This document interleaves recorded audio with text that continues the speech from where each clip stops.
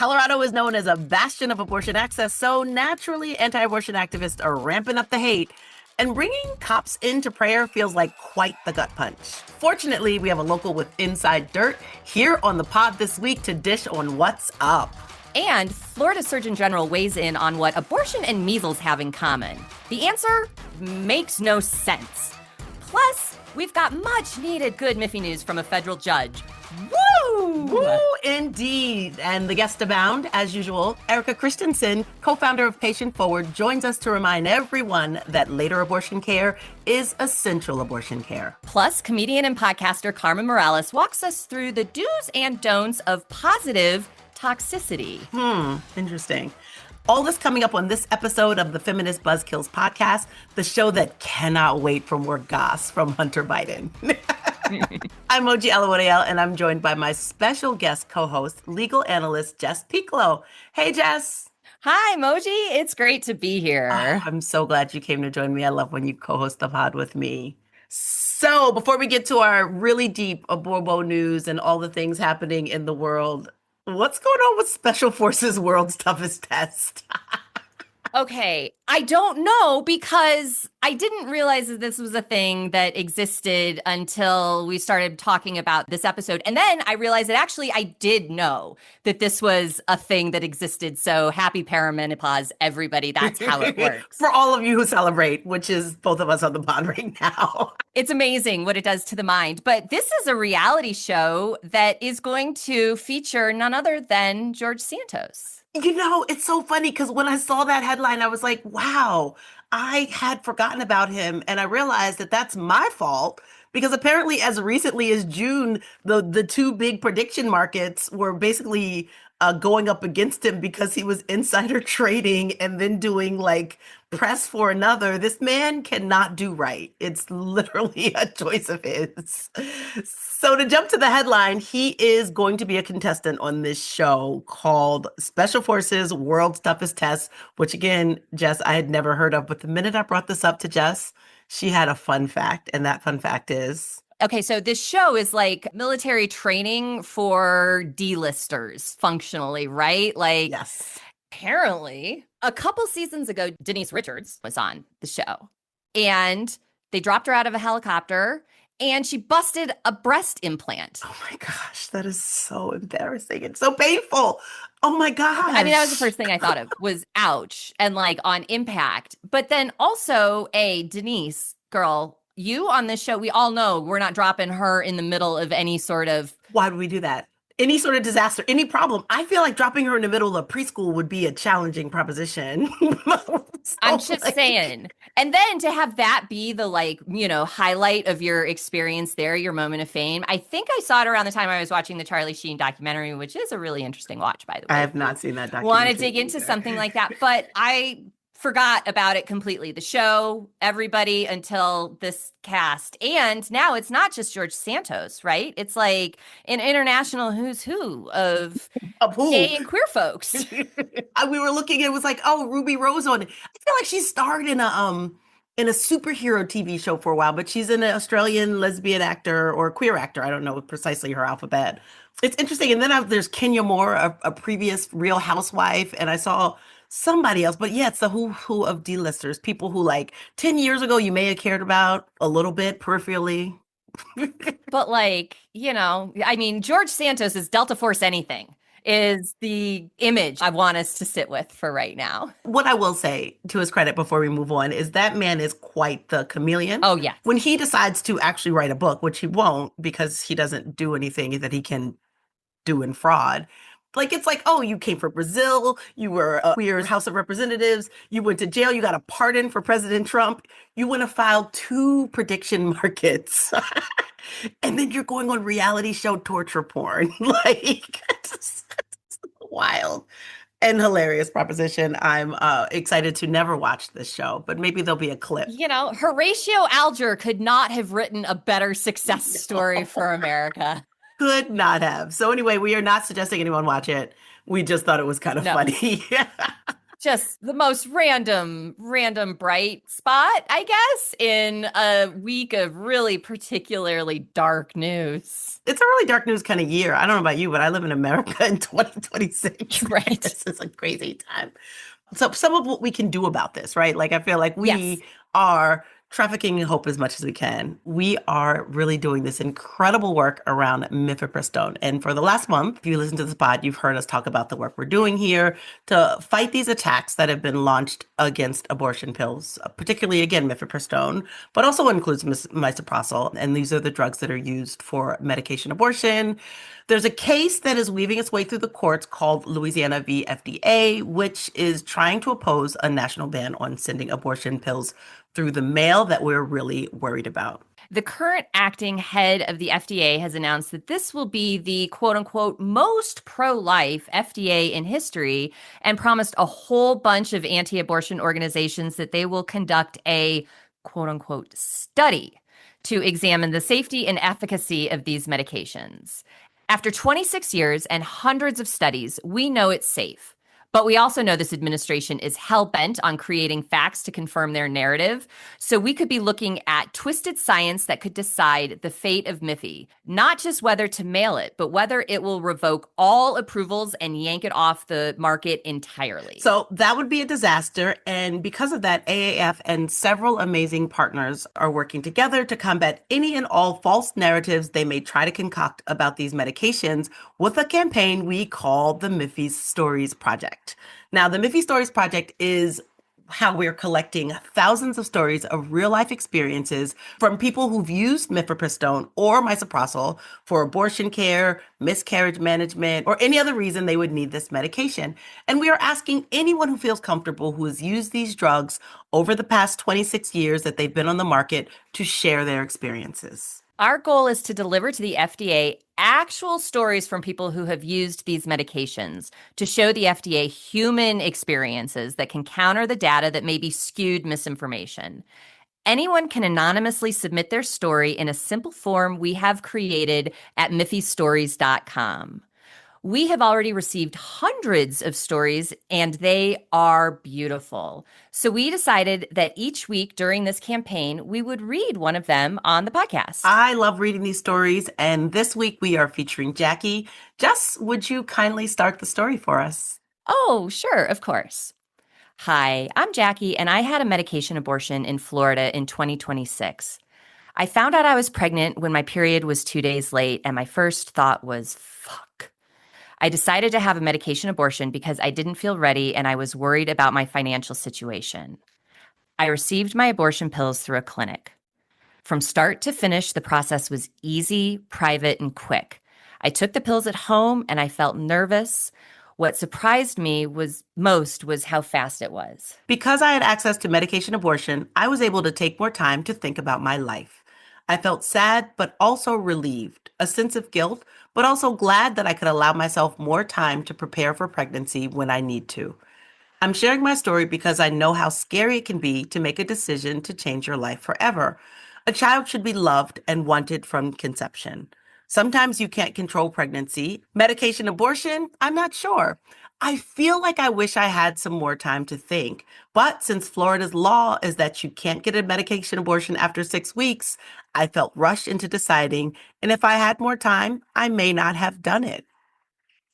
And that's real, right? Yeah. I feel like you should have time. I mean, the time that I had abortion, I knew immediately I didn't want to be pregnant. We are not the same. Everything's not identical. We all have different experiences. Absolutely. And I just think the idea that bans really force decisions before people have the ability sometimes to fully process what they want to do or how they can manage a particular pregnancy. Again, this is never about concern for the patient or the developing pregnancy and always about inserting control over another person's life. And I think Jackie's ambivalence really hits that note in particular. She may have made a different decision if she had more time, and we support that decision.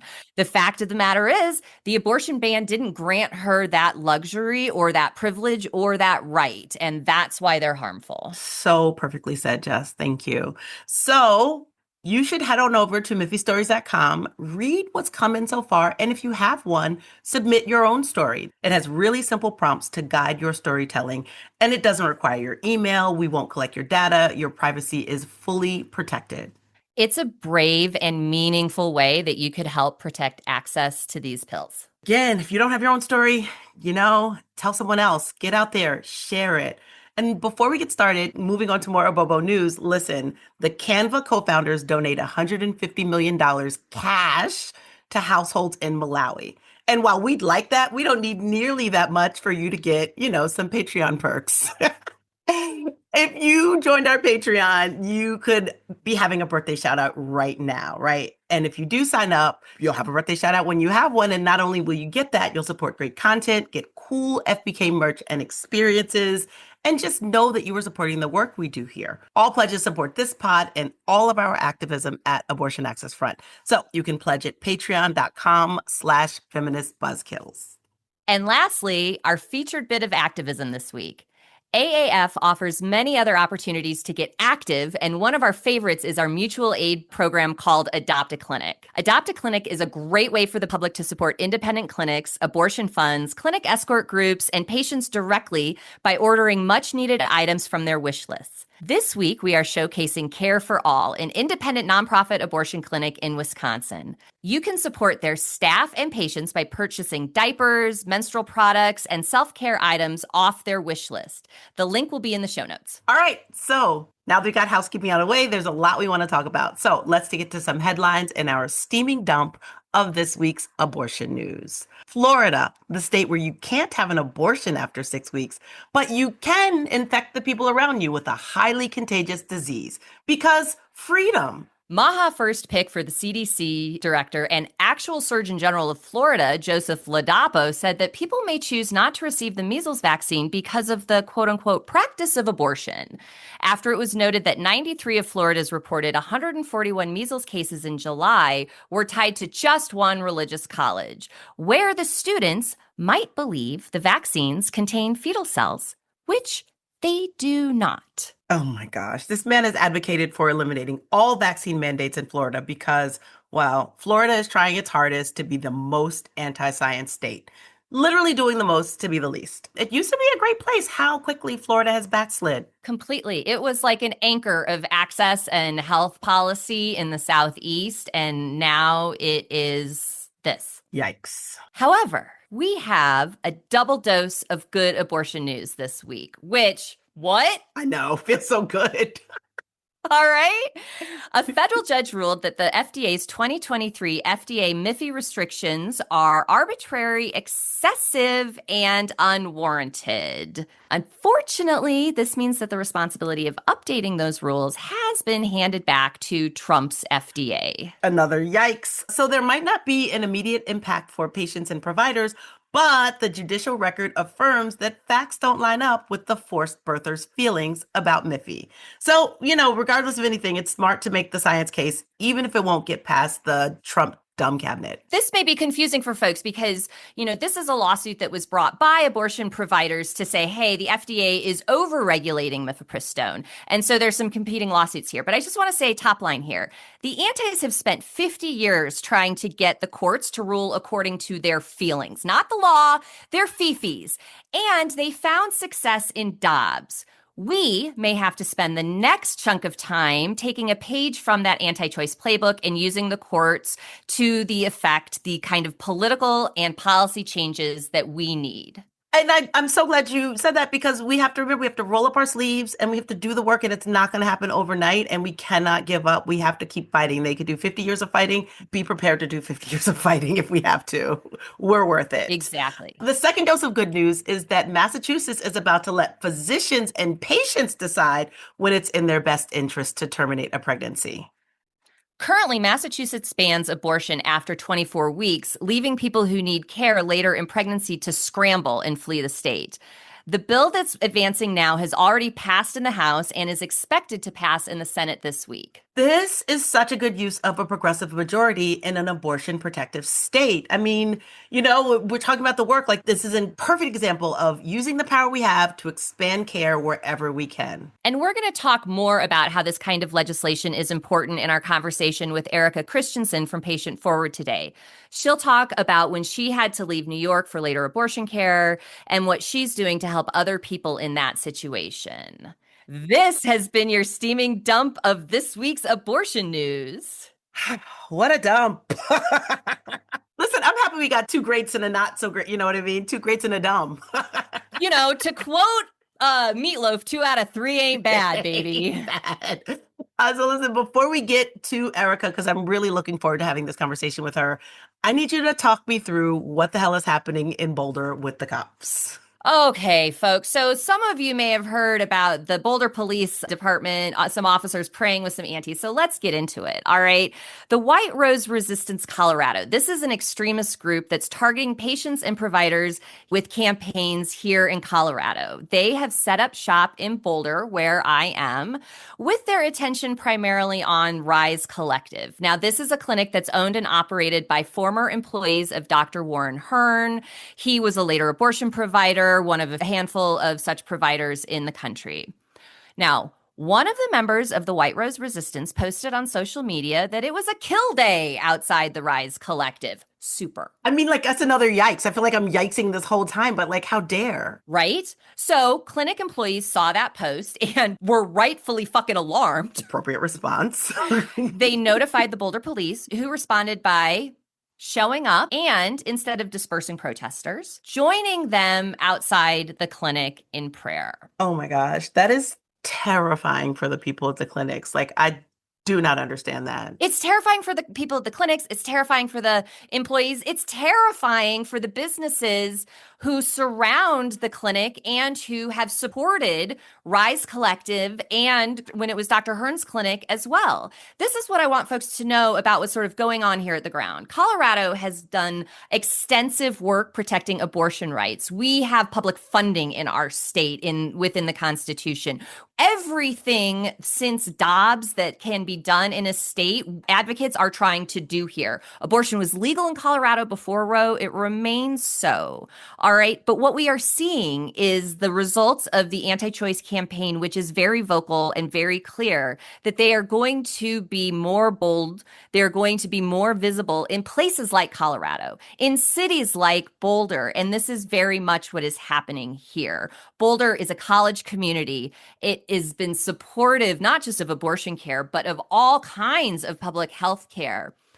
But Colorado itself is not immune to, anti-choice violence and rhetoric, because it wasn't that long ago, 2015, that we had Robert Louis Deere shoot up a Colorado Springs Planned Parenthood. I knew about the story. Can you tell people what happened with Robert Louis Deere? Back in 2015, do you remember the baby parts scandal, Moji? Absolutely. David Daleiden and everybody, and they had these doctored up videos that said that basically Planned Parenthood affiliates were trading baby parts on the black market. Okay, terrifying. And we saw an immediate escalation of violence from that afterwards, including shooting here in Colorado Springs in Planned Parenthood that killed 3 people. Robert Louis Deere was screaming baby parts as he approached and opened fire. So a direct link to that doctored video. Absolutely. I was in his competency hearing. I attended it, and that's all he wanted to talk about was, baby parts, baby parts, baby parts. So to have Boulder police show up, and I don't care if they're like, no, we're just trying to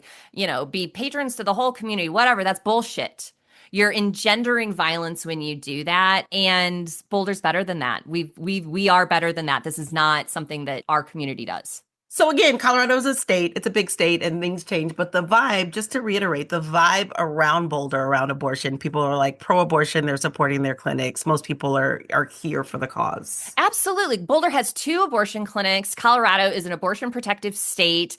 But we've had great relationships with the university, all of that stuff. But what is going on here is a sea change that is larger than just our community. This is about the anti-choice movement targeting abortion protective places right now and saying, hey, we are going to make it impossible for these brick and mortars to operate because there are fewer and fewer brick and mortars around, particularly those that will provide later care, which Rise Collective does. Before this Instagram post, and then the cops showed up and rather than dispersing, prayed with the antis, how was the general vibe with like clinic workers or people and the police? We have always, I say we in sort of like the clinic community in general, have always had a really good relationship with the Boulder Police Department in the sense that they have absolutely respected the clinic boundaries, have enforced protections when protesters do show up. The city council has been very vocal about supporting the clinics within our boundaries, and particularly as more people travel to Boulder for care, whether it's for later care or just because they have been pushed out of their state because of neighboring bans, thinking of like Texas, for example. So it is a community that really does support reproductive health care and access across the spectrum. Now, it's not immune from some of the nonsense that we're seeing in lots of liberal places, right? As more tech money has come in, parts of the population have become more libertarian in that sense. But Colorado's libertarianism is different also. And so I want folks in abortion protected states to understand that we really need to be meeting this moment right now. It's not enough that advocates and lawmakers are getting these bills passed and enacted. That's fantastic. But if we do not have the support of our local law enforcement, if we do not have the support of city council members who are then going to talk to the chief and say, yo, what are you doing? That's not how we do things here. Those laws become less and less meaningful for the people who need them enforced. That's what I think really was disturbing to me. I was like, Colorado's a place where you expect this wouldn't necessarily happen, but also just like the deteriorating of the enforcement mechanisms and also the deteriorating of the relationships between police and communities that need some police support. I'm ACAB all day, but I also understand that like the clinic workers can't be called on to remove these protesters from in front of the clinic. Somebody has to do it, and that's what we pay law enforcement for. Right, right. And, you know, we should feel safe that that removal process won't include a real quick prayer, you know? Yeah. So what do you think is next for this particular community, like Boulder and the police and this clinic? Like, do you think they're going to be chastened enough to not do this again? I mean, I think the city council and the police department really have to have a bolder response, no pun intended, a bigger response than what they have right now. Because on the anti-social media, they love this. This has them like with the support of the community. They're on the right side of things. This was a meatball sub that the Boulder Police Department just handed over to this extremist organization. And, you know, there's a lot of fomenting of some white nationalist stuff happening in Boulder now. There's a new church that's like aggressively patriarchal. And so what needs to happen is the Boulder City Council needs to very aggressively condemn this action. And the police chief needs to say this is not going to be tolerated and put them on administrative leave. Make it meaningful. I don't care if they get paid while they're on leave. Just sit them down, bench them for a while, and make them think about what they did. Put them in timeout. Exactly. Just do a little timeout. A little timeout. Yeah, no, I agree. I'm so glad that we picked up the story because it does seem like a thing one could just brush off. Like, oh, well, they just prayed. And like, I don't think people understand how much prayer means for antis and how it emboldens their cause. Yeah, I saw something like the police chief was like, oh, well, the protesters just wanted to like do a prayer of safety around the police officers as they were going through the rest of their day. Girl, I don't care what they wanted to pray for. It's not appropriate. Don't do it. And again, I love the point that you made that as clinics are closing, right? Dobbs is forcing clinics to close, and as care at a clinic is being pushed out of reach for so many people, antis can't do what they do in Mississippi, right? There's no reason for them to be in Tennessee, all these places where they've historically had police protection, community protection, and the clinics are actually beleaguered. They actually have to take it to our states and somehow get their kink going in our states. And so we have to really like be aware of that's happening, stay aware and ready to fight it, even when these infractions maybe seem minor, and kind of nip this shit in the bud, basically. And I mean, one of the victims in the 2015 Planned Parenthood shooting in Colorado Springs was a cop.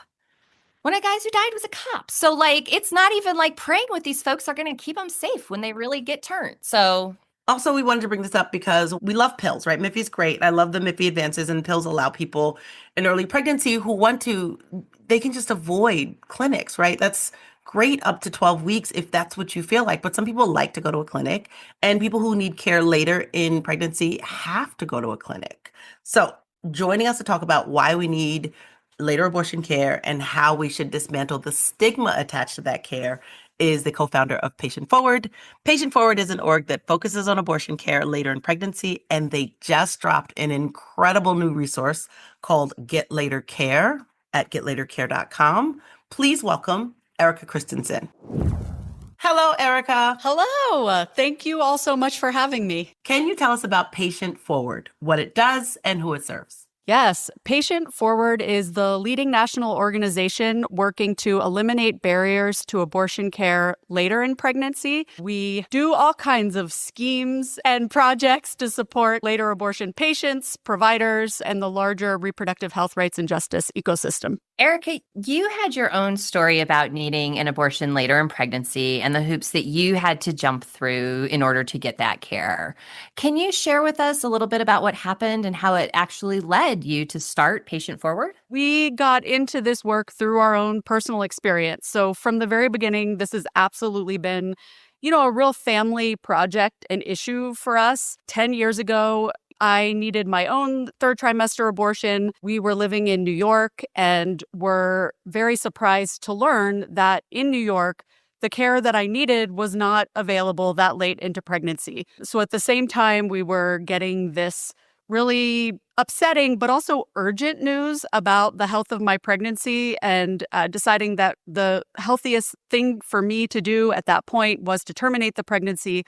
We were also getting a crash course in state abortion laws.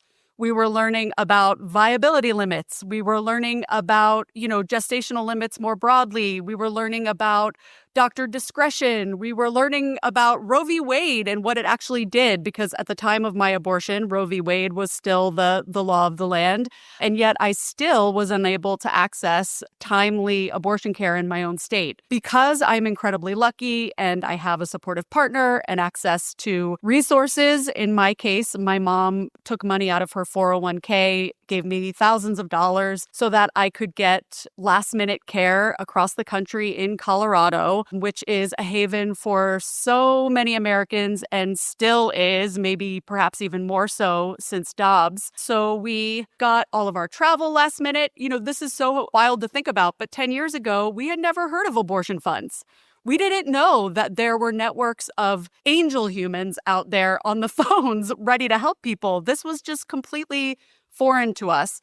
So we, really thought that we were on our own with our network of family, and we got all the money together. We booked our last minute tickets. We got hotels, we got flights, we got a rental car, and we sort of took a real leap because we also didn't have access to great information at the time. I'm Googling, and all you're really seeing when you Googled 10 years ago was anti-abortion fever dream rhetoric. And the place that my doctors in New York had recommended that I go to, that they assured me was safe, online, all I could find were really scary stories about where I was going. And, I just want to say that still we were willing to go. Even still, with the information and disinformation that we had at the time, we thought it was preferable to carrying this pregnancy to term and taking our chances. So sort of with a leap of faith, we got on the plane. The, short version of the story too late is that it ended up being a very positive experience in the end. I was able to access safe care. I was really honored in that clinic. I was respected. It was the first time someone had taken my hand and said, "You're making the best decision you can with the information you have."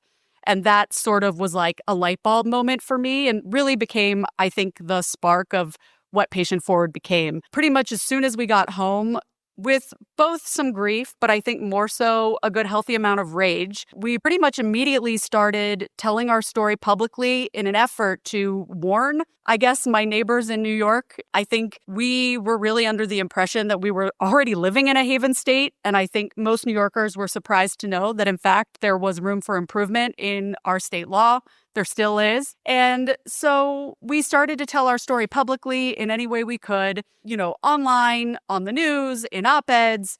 Through the telling of our story, some folks from the NYCLU reached out, got us hooked up with more mainstream advocates, and thus began our crash course into nonprofit advocacy, which was a whole nother layer. And, 10 years later, we're still learning. I hope we're still evolving. Our analysis continues to deepen with every patient that we meet, every story that we hear. But certainly the roots remain in our own personal experience and just really understanding just how fucked up it is that not only that the state would claim control or role in our pregnancies at any point, but that, it was such a radical concept, even for so many people working in the professional mainstream feminist spaces. And that continues to be our work. We really love it and we're proud to do it. And it's also fun to tangle with complicated problems all day. We love it. I'm sorry for the circumstances, obviously, that led you to this calling, but the growth and what has come from it is phenomenal. I hope so. It's a great way to spend your life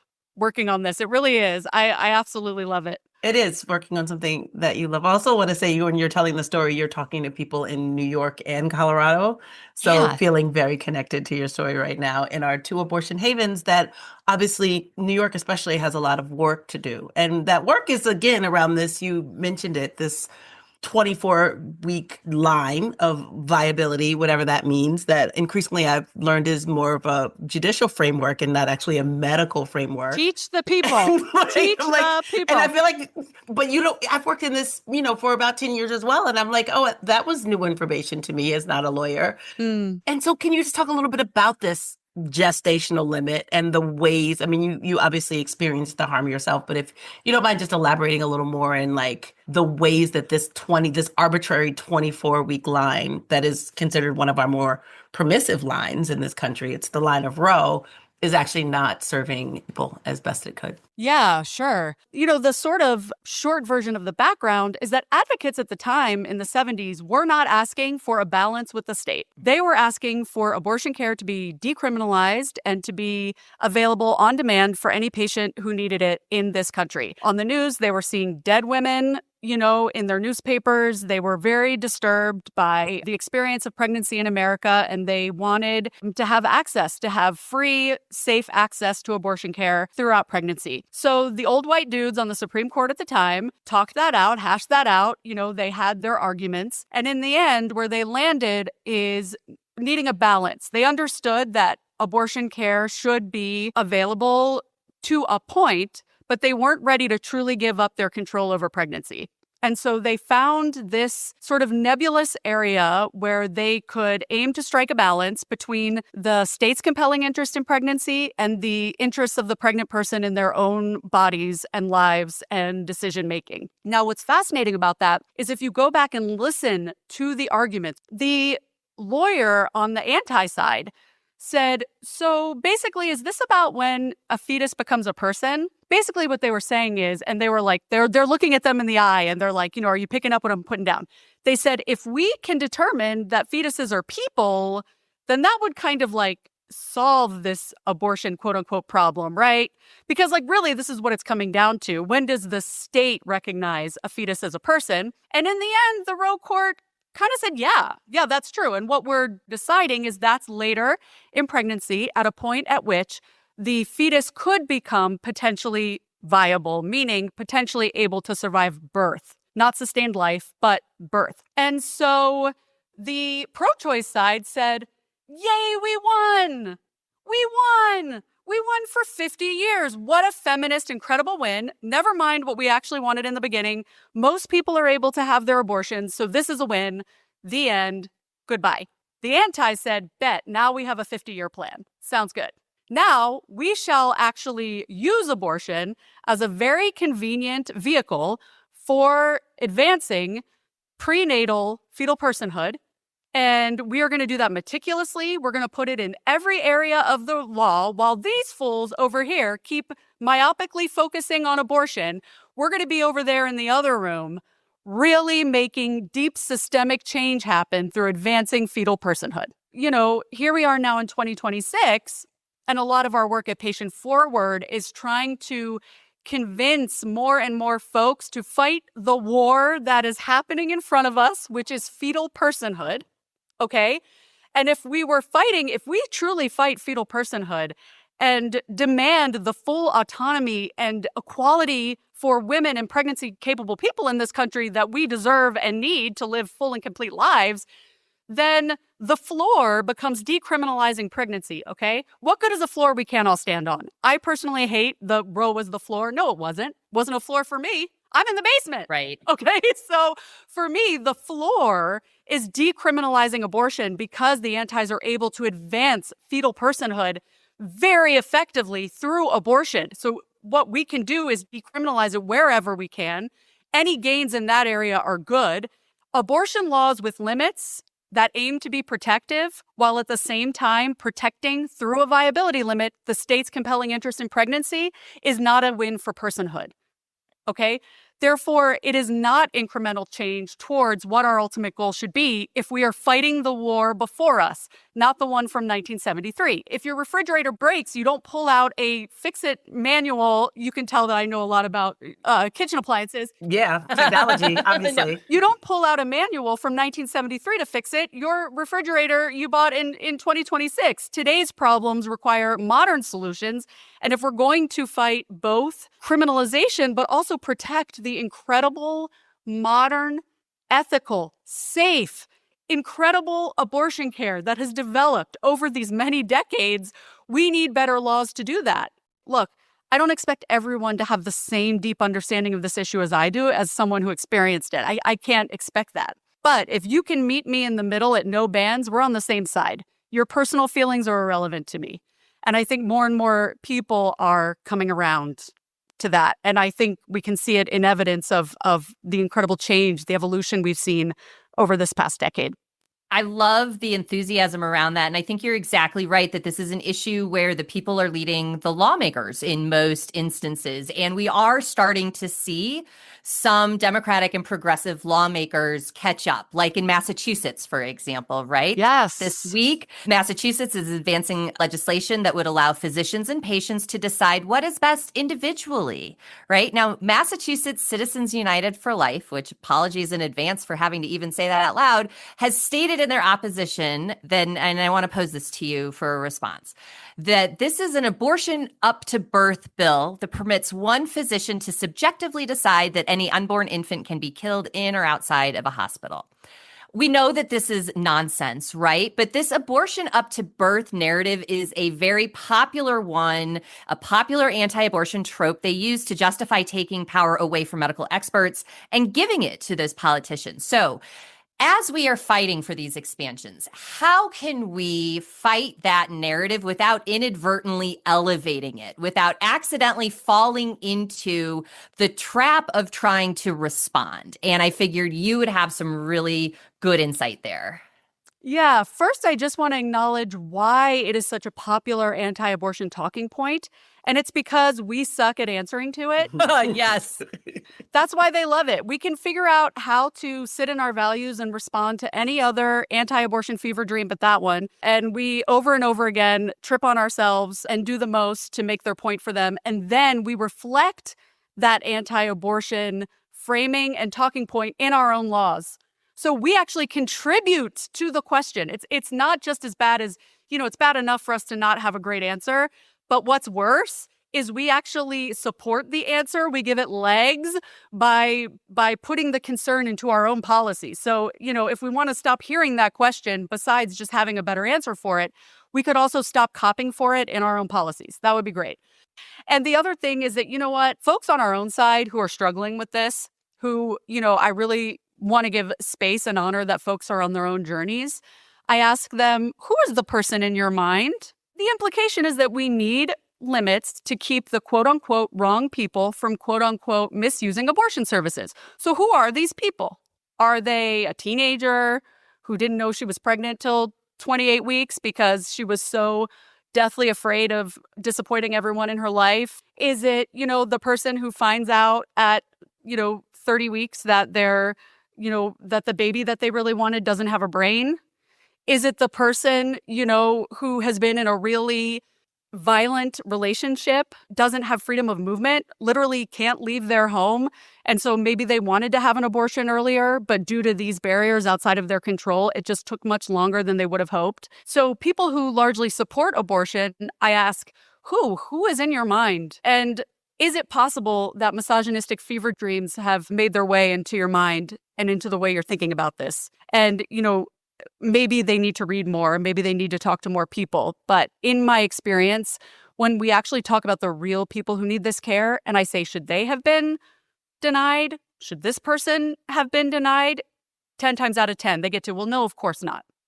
So then why are we writing exceptions and laws around anti-abortion fever dreams? Why are we doing that? Why are we negotiating with ourselves? And you're absolutely right. And Liz and I have talked about this, and Jess, I'm sure you've thought about this too. We write them because antis are really good at making these icky sounding situations, right? They make these situations that are completely far-fetched. You call them fever dreams. I think that's absolutely correct. And then everyone is like, oh no, that sounds icky, right? Even when you see them in the Senate and they're like, oh, can you describe what happens in an abortion? Okay, can you also describe what happens in a breast implant? Like, all these are medical things I don't want to see, right? Like, you're just creating this sort of false narrative, like medicine is medicine and it's gross and it's disgusting and it's life-saving care, right? 100%. Erika, I'm loving your passion around this. And we do have to go, but I want to get to this Get Later care guide that Patient Forward has worked on, because I think that this is an incredible resource for people who either may not have thought about this or who find themselves in the situation you found yourself in 10 years ago, needing to figure out how to get from point A to point B, and they don't live in Massachusetts or Colorado. Yes, thank you so much. So the idea for the Get Later Care, Later Abortion Patient Guide actually came to us from a provider who works at one of the all-trimester clinics reached out. He is also a volunteer on the ORS Reddit boards. Like, he's, by day helping patients in the clinic and by night helping strangers on the internet find their way to good information. He's one of those many angels working in all-trimester abortion care. So he reached out and said, there isn't a great online resource with step-by-step guidance for folks to jump through all the hoops necessary to access later abortion care in a way that's really normalizing and really built for them. And we said, oh, wow, you're right. And that's messed up. And that's something we could do. There's so much we don't have control over, but good information is something that we can all come together and try to work on. So we got together an incredible group of folks from later abortion clinics, people working in practical support, patients, providers, and we made this really cool group project that you can find at getlatercare.com. And there is a step-by-step process for someone who has maybe just realized or decided that they need care. They realize they're out of the window of medication abortion for, as it is prescribed by the World Health Organization, up to 12 weeks. For people who need care after that, it becomes a lot harder to find your way to a clinic. So we wanted to kind of help folks through it, let them know this is a place for them, where they belong. You have found your people, and we are here. All these resources have been made to help you find the care that's best for you, to pay for it, to get through the logistical barriers, and then to find some support, to read stories of other folks, to connect with support groups that are popping up throughout the country, to know that you're not alone. Something that we're always fighting is politicians. One way that people answer to the later abortion question is by saying, quote, that doesn't happen. Mm-hmm. Well, what about people getting abortions in the third trimester? We hear presidential candidates say that doesn't happen. Well, yes, it does. And not only does it, it happens in really incredible clinics that we are grateful to have. So we never want someone to be without options or to feel like they have to try to figure it out on their own just because they don't know good care is available. That really keeps us up at night. So Get Later Care is an effort to get those resources out to folks. And we're going to be doing more and more outreach. If anyone wants to collaborate on that, if you have extra money to help us buy billboards, to help us make guides that we can put in the spaces where people need them, houseless shelters, drug treatment centers, these are the places where later abortion seekers are. So we're trying to get this resource to them. So if that resonates with you and you have ideas for how to do that, please do reach out. Erika, you are such a phenomenal advocate. Like, this is a treat to listen to you talk about later abortion with such clarity and passion. It's phenomenal. Can you tell people where they can find and support the work that you do? Including buying billboards and stuff and all that other stuff Yeah, you need. I mean, I have to shoot my shot. Hell yeah. People can learn more about our work and how to support later abortion at patientforward.org. There is lots of resources to connect to there, ways to support, ways to plug in. You can also always throw us a line. We are on Instagram at patient_forward.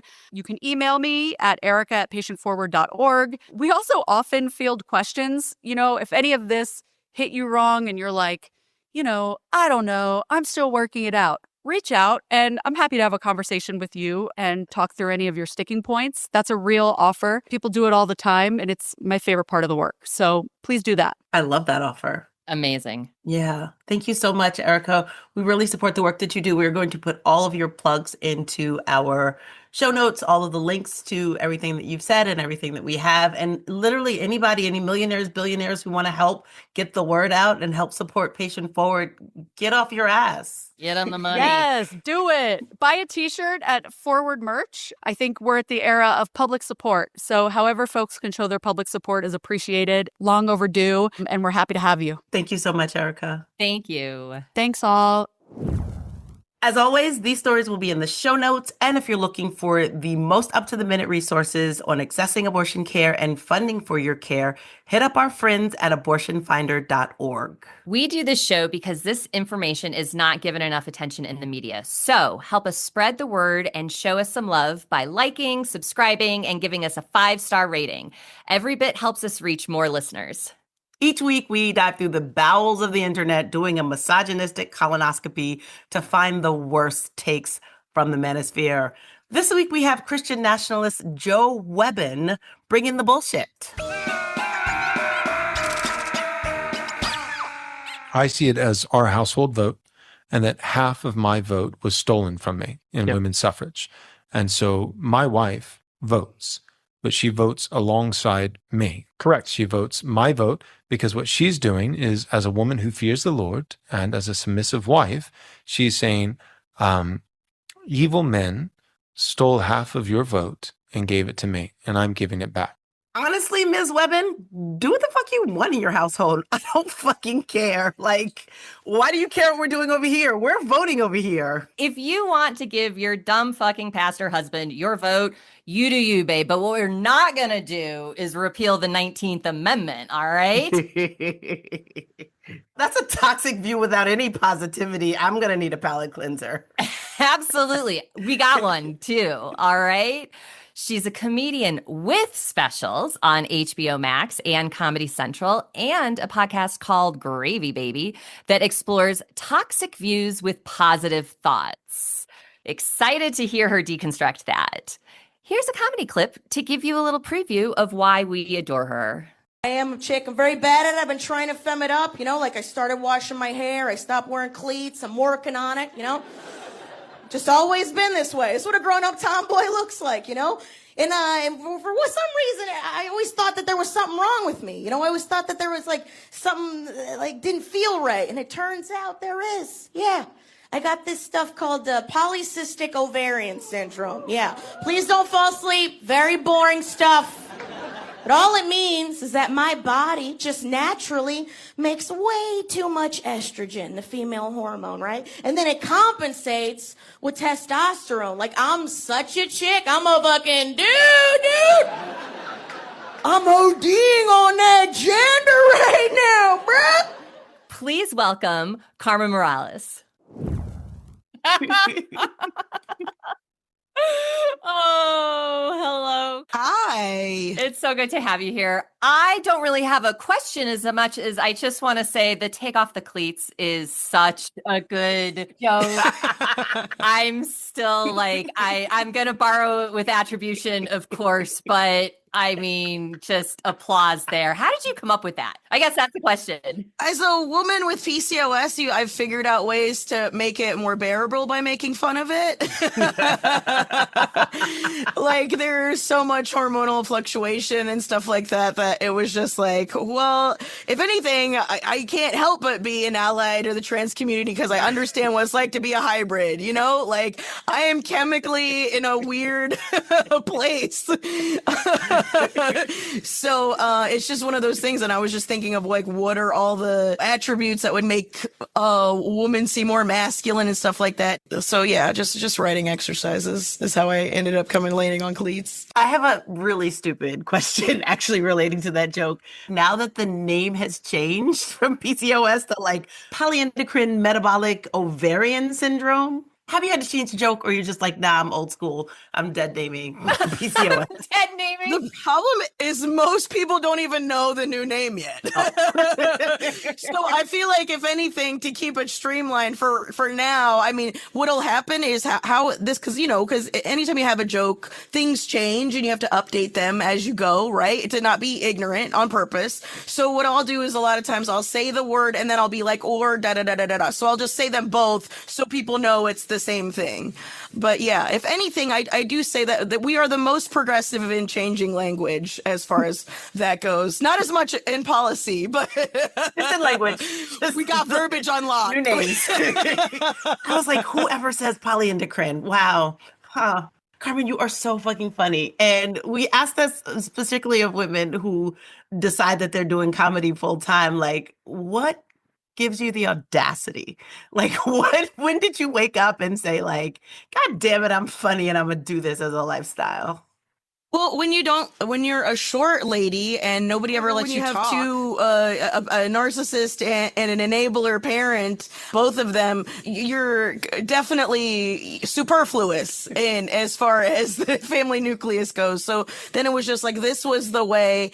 And I've always liked it, even since I was, how little kids will watch like Frozen 2 on over and over and over again. I used to do that with comedy specials. Unfortunately, so many of them are disgraced now. I feel embarrassed to even mention who they are, but I just used to watch stand-up specials over and over and over again. When we would go to 16,000 movies, I was always trying to get a stand-up. It was so cool to me that somebody could just make people feel good by the things that they said. Oh, that's great. And, to that point, how are you keeping it together while the world right now is dog shit? Because you as a comic are giving the audience something that helps us keep it together. But how are you as Carmen, the person, keeping it together right now, if you are? It just breaks. Everything's breaks. We're constantly inundated with negative information. So, not to be like somebody on Xbox Live or whatever, but I go out and touch grass, and I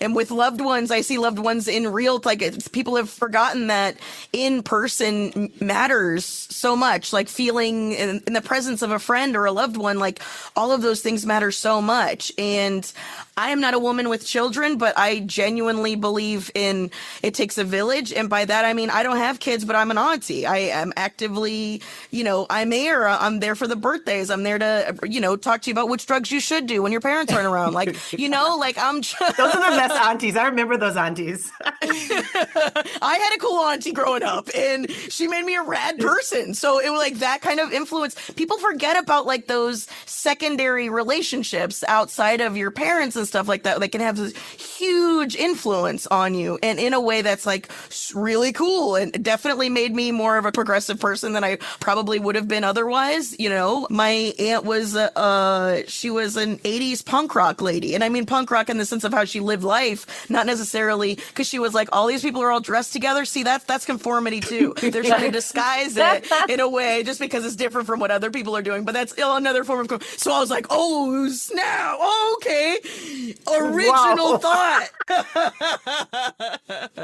If you can buy it at Old Navy, then the big companies are, so like I was probably like low key being radicalized from the jump, because there was somebody who was very much not believing what they were told. And again, this was when abortion was a huge conversation and stuff like that. So having a safe adult that you could go and talk to about any kind of, situation that you didn't feel comfortable talking to your, authority authority/parent figures, then I think that's invaluable. You know, I will say, I do think a lot of times these women who aren't having children, the isolationism is real. And you have to remember that you still need to do work as far as if you want people to progress, and you have to actively participate in the progression of it. And by that, it means helping raise a generation. You know, if you know your girl's raising someone, help her. She needs help, whether she's saying she does or not. She needs help. You really just crystallized something for me, because I have a child now, but I was late to having a child, and my sister's children are so much older than my child. And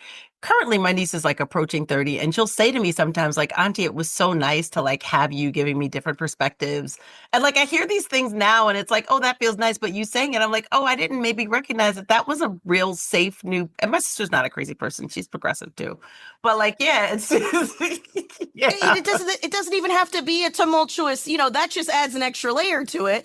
You don't even have to have a tumultuous upbringing in order for that to be a true safe haven, but it's just a safe adult that you can have a conversation with, you know? And I think those are super invaluable, and it mattered so much to me. And I definitely want to keep reminding women who don't have children that you still should be present and around children, because you're the ones that are going to help influence in a positive way. We keep going back to this, and like, you are so upright beaten, but I'm just going to keep bringing you down. Like, everything now feels so fucking weird. And you're out in the world doing comedy. And I guess I just want to know, like, does it feel weirder in certain places? Like, there are places you go where you're like, I don't get laughs, or I just like straight up just don't feel safe. I have ADHD and PCOS. So like my fear meter is broken. Most of my career, there's been stories where like, I should have not been in that situation in hindsight, but it didn't occur to me to be scared, which was a benefit to me, because I think I didn't have the opportunity for fear to essentially cock block me doing things. You know, I didn't have that in places where even I should have. And even when I was in danger, I was raised in violence. So violence was not an option to me ever. So it was always just like, sure, you might be stronger, but I am definitely crazier. So we can do that. And a lot of times people don't realize as men are more scared of that than they are of fighting another man. So for me, yes, there are places where, but I was raised in Florida, so I learned that the Civil War was about states' rights. Right. I didn't learn about what it was really about until I was in college, you know? So then I learned about love from James Baldwin, again, in college. This was all like self-learned and stuff like that. So to me, that's what you're supposed to do, is you're supposed to lead with it. So a lot of times I'll go into these situations, and because I'm lightly complected, I have no problem having conversations with people, so other people don't have to have conversations with people, bringing people less willfully ignorant into, you know, and so a lot of times I'm going there with the hope to change a heart and a mind and stuff like that. And even if they feel ignorant, again, I got no problem explaining to them why Dasani is the worst water that you should not be drinking that. I have no problem explaining, you know, I have no problem. That's my job, is to talk and think for a living. So, you know, it'd be weird if I'm like, oh, why don't you know the stuff that I know? Because I can sit around and read and do the research, you know? I know what it's like to feel lied to, or to feel like I have a veil over my eyes, you know? So I just constantly try to remind myself of that. Is it exhausting? Sure. But again, I don't have a day job. So, you know? So on that note, tell us about your Gravy Baby podcast. Really, like, how did you link up with your comedian co-hosts, Drew Morgan and DJ Lewis? Well, that podcast is only for the fringe of y'all's, for the Venn diagram of you. It's problematic in a way that, you know, they're always like, why don't you post what you do? Why don't you post what you do for the greater good? And I'm like, because it's probably illegal what I'm doing. That's why. So this is more for the... It's the positive toxicity. We keep getting it mixed up. Toxic positivity, positive. It's the opposite. That break down which one it is. Because we're all pretty either chaotic neutral to chaotic good. I'm more on the chaotic good side. It's just navigating all this. There's a lot of conspiratorial stuff, but on a progressive side, on what's happening, how to sure should we be cutting down flock cameras? Yes, but did you also know that Axon has a contract for the same stuff, but it's going directly to Trump and directly to the IDF? So it's the same. Oh, they just want you to cut this down because it's the deal they have with somebody where they're not making money. Oh, okay. So we'll have these like nuanced conversations about stuff like that, while also being ignorant and being stupid on purpose to keep it light. You got to. Because y'all don't have a day job. Or this is exactly the day job. It is the day job. Yes. So I'm also constantly trying to put out there that not all comedians are peddling for the regime. That's like, it's kind of ruining our art form for the future, because a lot of young people who have the ick from all this, and as they should, are associating that with an entire art form. And I definitely would like to be able to make sure young people know it's not all that. Some people are genuinely on your side. We try to keep the icky ones off this podcast. Yeah, I imagine so. Oh, yeah. I imagine there would be outwardly against it and then quietly for it. I was going to say, and because we were an abortion podcast, we really do weed out the overtly crazy, because they don't want to. Exactly. Because the regime doesn't want to talk about abortion positively. That's not what that's toxicity for them, not positive. I'm still messed up. Positive toxicity, break it down. Toxic positivity is when people act like everything is okay to a point of it being toxic. Oh my God, you know what? I'm so sorry that your mom died, but could you like not do that? It's like really harshing my day. I just had a really good strawberry matcha and I'm just like not prepared for it, all that. The positive toxicity is just that, in that we are in ourselves inherently. We have all been raised from weird, Drew Morgan, who's from the Well Read podcast, was raised in the rural Tennessee, and so his entire life has been rebellious to the things that they've told him that you're supposed to live by. So it's like it's the same thing. And DJ's from Georgia, I'm from Florida, so we're all from these places. Y'all just all from the South. And it's just us trying to navigate through this, being silly, being stupid on purpose, and making fun of it. Just making fun of what's happening. But a lot of times we do get pretty in the we did a whole episode talking about the blood bags of the billionaires that keep their children on IV so they can steal the blood from them. But we'll also talk about policy too. So it's very all over the place. So I feel like the blood bags I'm okay. I'm going to circle back and find that again. It's wow, real. That's crazy. And that's what's messed up, is it's real. And we talked about it probably about a year before it ever even came to light. So it's just stuff like that.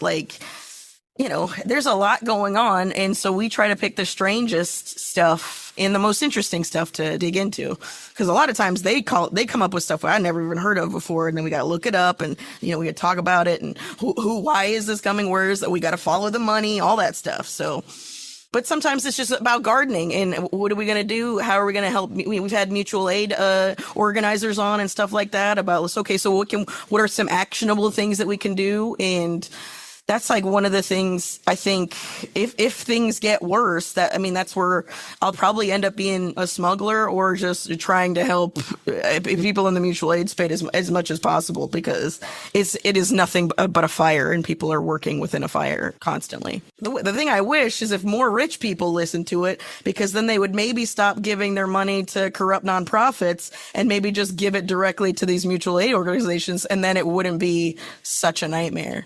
Carmen, this is the episode where we apparently are imploring the rich people that I don't know listen to this podcast to be better people. And so I'm glad that you inserted that into your ask. Mm-hmm. Truly. This part of the podcast. Because people with money who want to help, a lot of times they just don't know how to or what to, and they don't have enough poor people friends to know this information. So that's why you got to diversify. Just like you diversify your portfolio, you need to have a diverse group of friends. Mm-hmm. Mm-hmm. I love that.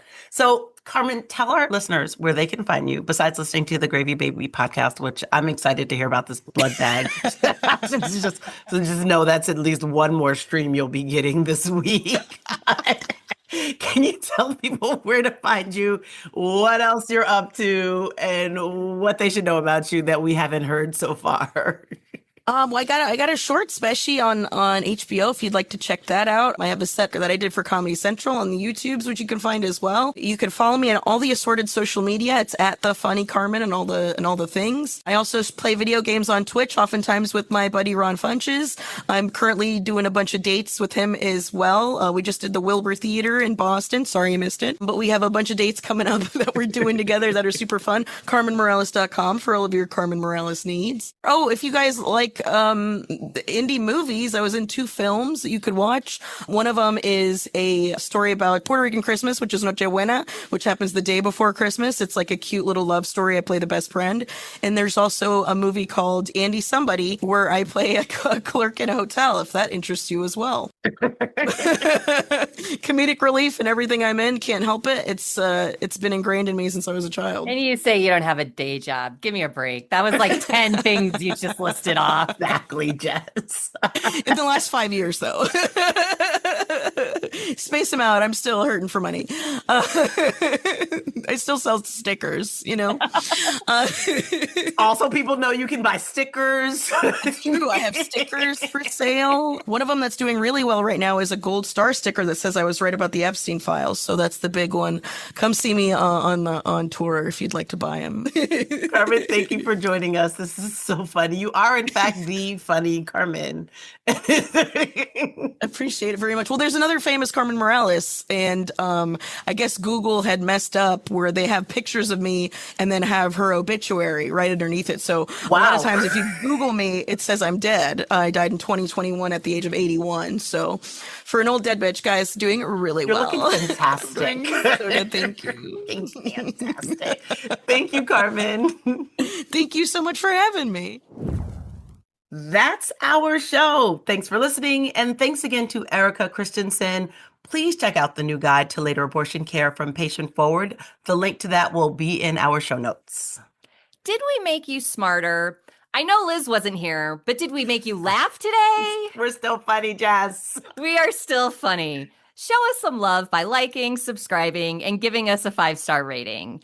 And if you really want to go extra, join our Patreon. You'll support great content and get cool FBK merch and experiences. All pledges support this pod and all of our activism at Abortion Access Front.